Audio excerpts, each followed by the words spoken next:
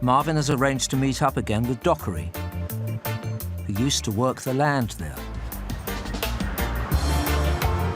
How you doing?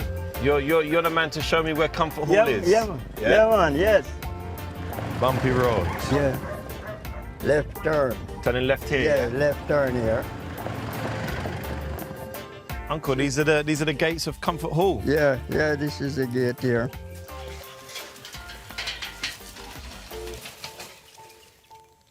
So, Uncle, I found out that my 3 times great-grandfather, John B. Williams, owned this land in 1874. Yeah. And it was 20 acres then. How big is Comfort Hall now? Well, I suppose that's around 80 acres. 80? Mm. 4 times the amount. Is it still in the Williams family today, this hall, yeah? Yes. And is it still being used for any farming or? No, not today. So it used to be in a lot better condition? Yeah, so that people just come in with goat feed cow. Mm. The tree them they now take over, so the grass dead out. Yeah. It seems such a shame to have such an amazing piece of land and it's not being used to its full potential.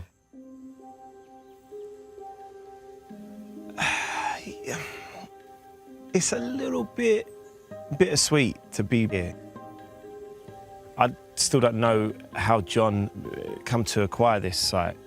Who knows what he would have had to have gone through to own this. And it just feels like it's just a waste.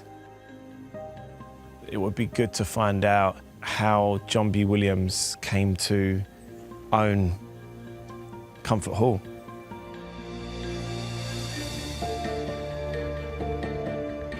Marvin has come to St John's Church, a couple of miles from Comfort Hall, to meet historian Suzanne Francis Brown.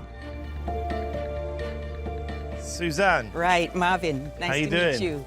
Nice to meet you. How's it going? Great to meet you. It's going okay.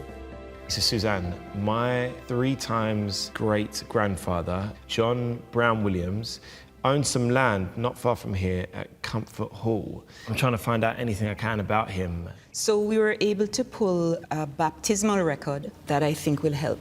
Okay. So you can take a look at that. Ah, yes, John Brown, born 2nd of January, 1839. Father was also John Williams. Yes. Same name. And his mother was Emily Williams. They would have been my 4 times great-grandparents, Right. which is amazing. He's baptized by James Dawson, James Dawson, who was the rector for this church of St. John's. No way. Yep. So he was baptized in this church? So he was baptized in this church. Really? Wow. So you can see amazing. how long this church has been here. How cool is that? That's so cool, man. And it's Comfort Hall still. So Comfort Hall's been in the family from at least 1839. That's correct. But 1839 would have been 5 years since the abolition of slavery in 1834. Right. How common would it have been for a black man like John Williams to own a piece of land like Comfort Hall? At the end of slavery, you do have estates being split up in some areas and persons purchasing land. People earned money during slavery. People had plots that they could work and they could take excess food and so on to market. They could do craft work and they could sell that in the market. But one of the things also to bear in mind is that not all black people were enslaved. For over 150 years, the British transported African slaves to Jamaica. Over 700,000 slaves were forced, under threat of death, to work on British plantations. But there were also free blacks in Jamaica. These were people who'd managed to escape from slavery or had been freed by their masters as a reward for service or in exchange for money. After slavery was abolished in 1834, many of Jamaica's black people bought land, including Marvin's 4 times great-grandparents, John and Emily Williams. Take a look at this document. Record of marriages solemnised in the parish of St John, 1828, December the 28th. John Williams, and Emily Brown were married by James Dawson, rector. In this church? There you go. No way. Yep. So my 4 times great-grandfather, John Williams, and his wife, Emily Brown, got married in this room, in this church. In this very church. There you go. So they were This is parishioners. incredible, man. They were parishioners of St. John's Church. The likelihood is that in 1828, they're not actually There'll be free enslaved people. before even abolition or emancipation. Amazing. You're now my favorite person in Jamaica. That's amazing. Okay. So we do have a little bit more on Emily. Really? Yes, on your My 4 times great-grandmother. Record of baptisms, Emily Brown. There you go. Baptized November the 30th. 1828. And colour, Sambo.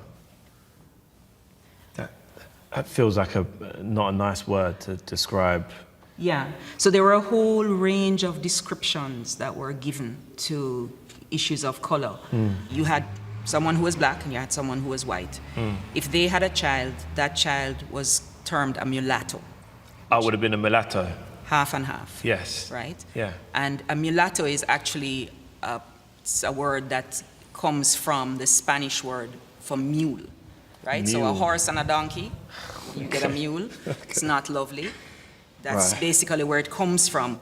Now, Emily Brown is classified as a Sambo. In that time, basically what it meant was that she was the child of a mulatto and a black. So she's 1/4 white. So, am I right in thinking, though, that a relationship between a white man and a black woman in 1828 would have been, not the normal thing? Well, not the way that you would have a relationship now. A woman in a less powerful position was, if you like, taken advantage of, whether that was rape or not rape in the strictest sense, of by a white man. I've got one more record for you. Okay. John Williams, Right. owner of Comfort Hall, dated the 28th of September, 1835, awarded £53 3 shillings and 3 shillings. for 2 persons. Right. So in the 1830s, after abolition, the British government gave to persons who owned slaves a £20 million compensation. Your 4 times great-grandfather receives compensation of £53 and 3 shillings for 2 persons who were enslaved on his property at Comfort Hall. Oh, wow. Okay, so you're saying that John Williams was the slave master on Comfort Hall? White persons in Jamaica and large landowners were not the only persons who owned enslaved people.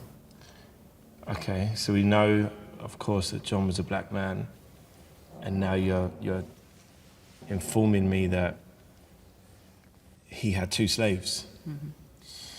Wow, this has taken a turn. It's not simple. No. Life is complicated, there's no doubt about it.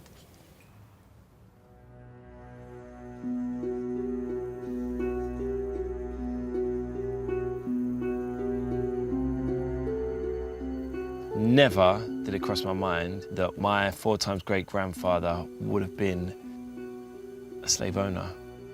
I didn't even know that black people had slaves. I'd like to think that the fact that my 4 times great-grandfather was a black man, who was a free man also, I'd like to think that he would have treated them respectfully and treated them as human beings and not as animals. It'd be great to go even further back and find out, if I can, some information about John Williams, his parents, and Emily Brown's parents.